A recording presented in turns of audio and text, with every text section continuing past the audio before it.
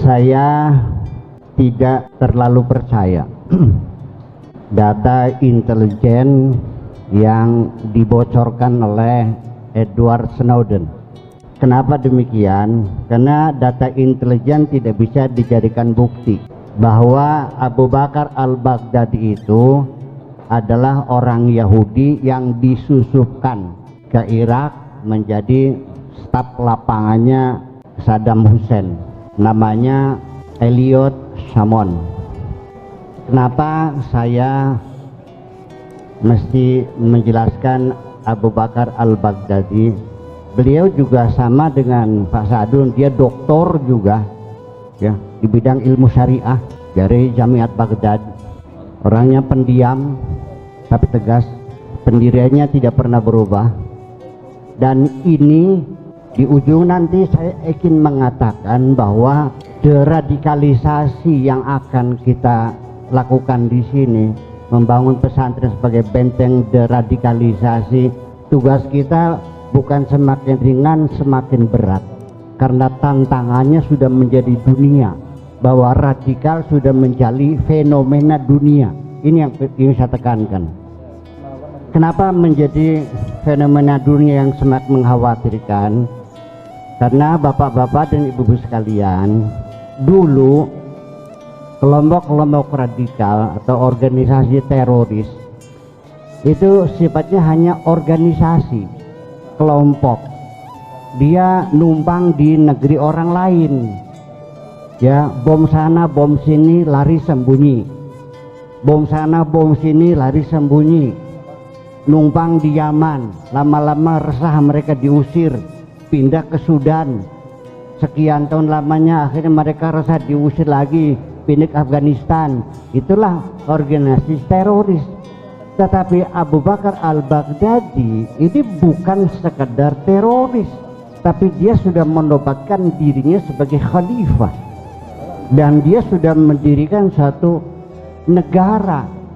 Dulu namanya ISIL, singkatan dari Islamic State in Iraq and Levant.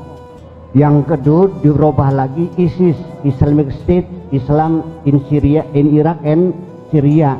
Sekarang sudah IS, Islamic State, Daulah Islamiyah. Bapak-bapak sekalian, kenapa radikalisasi saya melihat semakin mencemaskan? Karena ini Daulah Islamiyah yang dibangun oleh Abu Bakar al-Baghdadi bukan sebagai organisasi atau kelompok atau gerakan, tapi sudah sah menjadi negara, sudah punya wilayah. Sepertiga diambil dari Irak, sepertiga diambil dari Syria, dan punya ibu kota. Ibu kotanya di Raqqa. Kenapa Raqqa? Karena Raqqa itu tempat istana musim panasnya Harun ar-Rasyid. Dia pun berkaitan sejarah. Dan tetapi rencananya juga ibu kota di Raqqa itu sementara, di penghujungnya sudah mengincar Madinatul Rasul sebagai ibu kota ISIS. Jadi artinya bahwa ketika kelompok itu sudah punya negara, kenapa saya katakan sudah sah jadi negara? Wilayah punya, ada yang mereka pertahankan, rakyat punya, polisi punya, tentara punya, pengadilan punya, uang sudah mencetak sendiri, punya bank sentral. Artinya sudah secara persyaratan berdirinya negara sudah sah jadi negara. Hanya tinggal satu, belum ada pengakuan. Saya mau berlogika dulu. Ya, sekarang Amerika Barat ngeropok, ngerti ngeropok, dikeroyok. 80 negara dunia ngeropok ISIS, tidak bergeming, tetap bertahan. Pada ini dipertimbangkan ke depan bahwa kita mesti lebih hati-hati lagi. 80 negara, Perancis dengan sombongnya ya kan memusuhi ISIS, ancam tunggu saatnya kami bom. Mereka yakin tidak mungkin, ternyata meledak juga kok, ratusan korbannya. Dan Turki, Erdogan sudah diperingatkan Abu Bakar al-Baghdadi, jangan coba-coba kami memusuhi kami, akan kami ledakan tempat-tempat turis Anda sebagai sumber penghidupan Anda. Dan sekarang mulai kewalahan. Bayangkan pertahanan Prancis kayak apa Pak kokohnya. Kalau ke Indonesia gimana? Lebih gampang.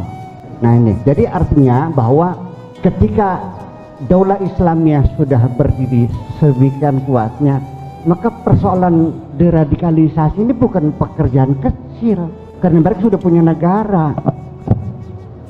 Dan sekarang logikanya begini, memang sekarang belum ada yang mengakui, tapi logikanya ketika Daulah Islamiyah itu tidak bisa dimusnahkan dan tetap eksis, lama-kelamaan tidak bisa dihindari. Kalau tidak memusnahkan, ya runding dong, akhirnya terjadi bargaining. Dengan Iran juga sekarang sudah bargaining ke Amerika. Dan nanti apa yang terjadi? Bapak-bapak tahu nggak negara Taiwan? Itu kan negara yang tidak diakui sebagai negara oleh PBB, tapi eksis kok. Jadi ada satu saja negara yang mengakuinya, selesai. Nah ini yang perlu kita khawatirkan. Ini mau menjadi agenda besar bagi kita semuanya. Dan Amerika sudah mengisyaratkan beberapa waktu yang lalu, jangan berharap satu orang pun serdadu Amerika akan mendarat di daerah ISIS. Kami hanya membantu dari serangan udara saja. Ya tapi kalau nyerang dari udara kan tidak mungkin akan bisa menguasai lapangan. Mesti ada infanteri, mesti pasukannya menginjak tanah. Dari udara nggak bisa, paling hanya ngebom saja. Ini ancaman yang jelas. Jadi artinya begitu Barack Obama mengatakan demikian, saya jadi curiga bisa-bisa nanti Amerika berunding dengan ISIS. Mengapa tidak? Dan termasuk juga kita juga merasakan harga minyak merosot. Karena apa? Karena ISIS menjual minyak dengan harga yang semurah-murahnya, yang penting asal laku, dengan harga $60 per barel sampai 40 dijual. Yang aneh lagi biar kita tahu, ini tangki-tangki kapal truk-truk yang bawa minyak, kontainer minyak yang dari Mosul, dari Raqqa yang dibawa ke perbatasan Turki. Masa tidak ada yang tahu? Puluhan truk pengangkut minyak yang dijual keluar oleh ISIS, kenapa tidak tertangkap oleh satelit? Ini bukan main-main. Pak Jokowi atau Pak Kapolda membedakan panser saja, 2 saja. Mereka tahu kok Pak. Ini kok truk sampai 80 truk tiap hari kok nggak tertangkap? Ini satu pertanyaan besar bagi saya. Jangan-jangan Amerika membiarkan. Ini yang menjadi persoalan kita. Itu satu sisi. Sisi yang lain, saya perlu saya sampaikan bahwa mereka yang sedang saya lakukan rehabilitasi di Porong, di Semarang, di Aceh, para teroris itu, di tengah kita sedang merehabilitasi mereka, ternyata muncul keyakinan mereka bahwa mereka benar dan mereka dizalimi oleh kita. Dan ternyata dalilnya lebih banyak dari dalil saya. Saya bawa secepon, sananya sepikul dalilnya. Ini jadi persoalan besar. Makanya nanti kita ada satu bidang khusus perlu perang dalil Pak. Satu contoh jelas. Qala Rasulullah, umirtu an uqatilan nas hatta yaqulu la ilaha illallah. Aku diperintahkan Allah untuk memerangi semua manusia sampai mereka mengatakan la ilaha illallah. Itu salah satu. Jadi artinya bahwa radikalisme yang mereka gulirkan itu ada legalisasi dari nas-nas agama. Nah makanya untuk memperkokoh posisi pesantren yang sebagai benteng deradikalisasi, nah perlu ada silabus-silabus khusus yang bisa disampaikan kepada para santri, dan itu lalu berdialog dengan masyarakat sekitarnya bahwa dalil-dalil yang dipakai oleh teroris itu adalah misinterpretation. Itu yang jadi persoalan. Saya punya dalil banyak. Saya sampai kewalahan dengan Abu Thalib itu marah. Dalilnya banyak. Nah ini gimana? Nah makanya saya ingin sedikit memberikan pencerahan saja di sini, bahwa kita dalam memahami agama, ketika kita terjebak, ya kita terlalu percaya dengan kajian-kajian studi tekstual apa adanya, ingin saya katakan itu gagal.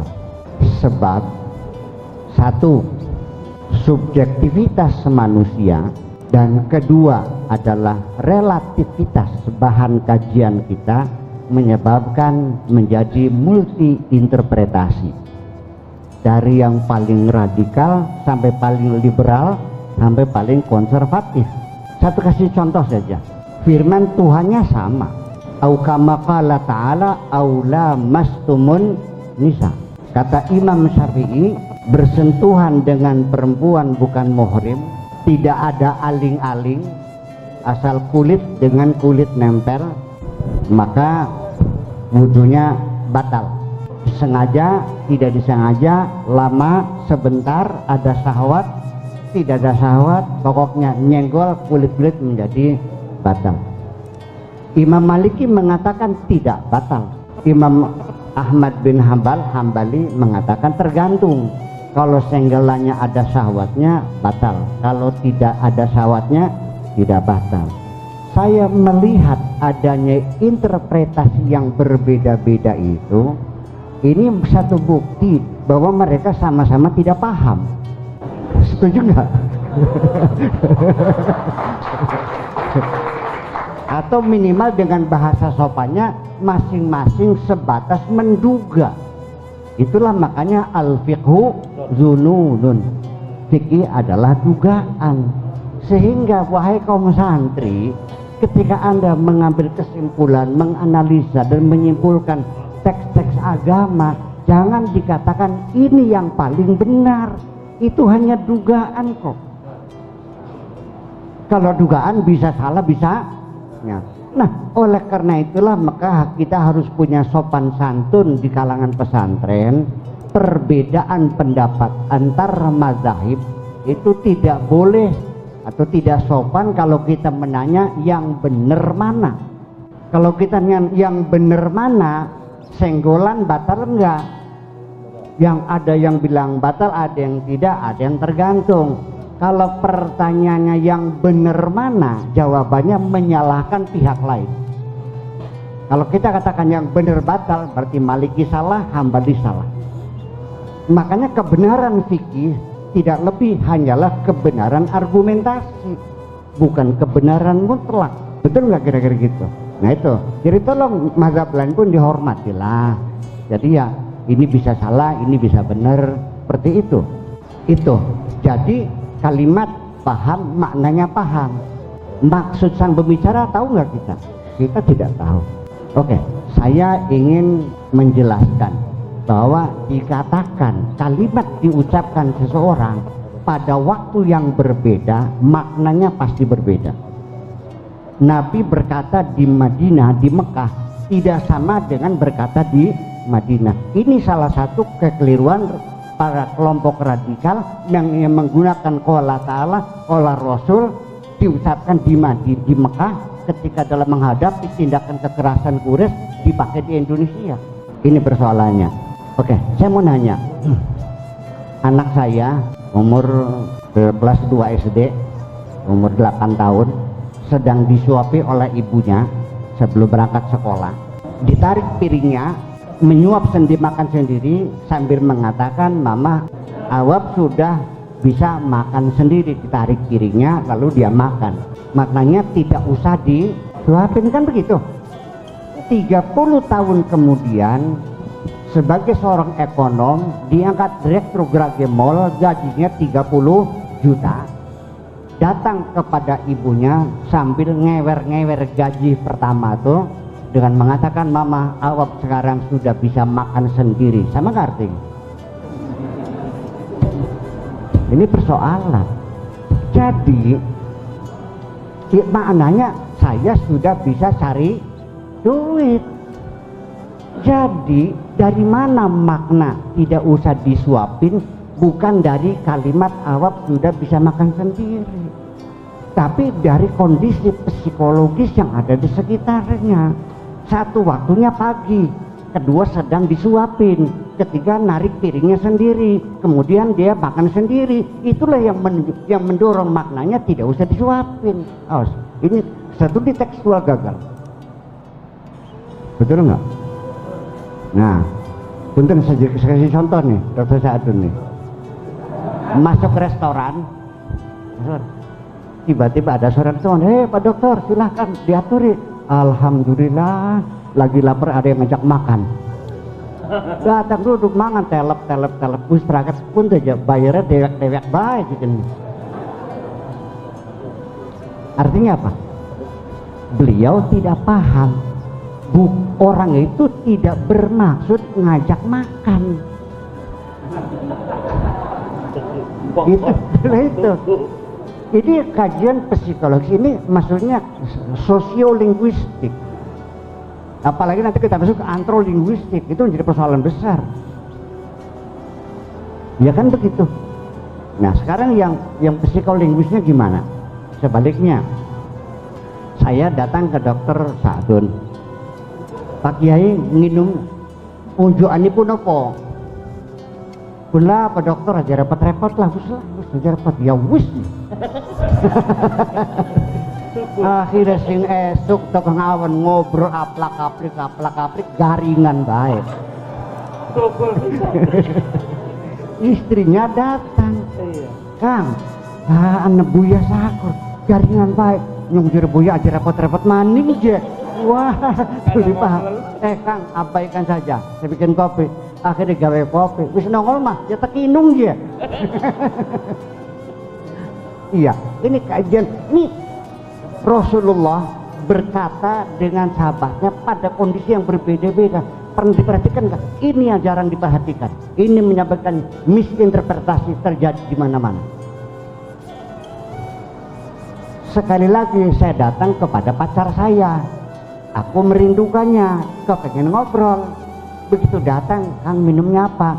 Lah duduk aja ngobrol aja. Boten minum apa? Wih duduk weh, boten ning pasar 2 jam ditinggal gawe wedang. Akhirnya beli ngobrol-ngobrol, koplok sudah makin gitu. Saya ingin ngobrol sama kamu, aku rindu sama kamu, ingin menatap wajahmu. Saya ngobrol minum, saya juga mampu beli kopi mah. Jadi Dr. Khaldun tidak paham, kekasih saya pun tidak paham. Itulah kira-kira ketika kita memahami apa yang dimaksud Allah dan Rasulnya, berhati-hatilah, tidak semudah itu. Terima kasih. Assalamualaikum warahmatullahi wabarakatuh.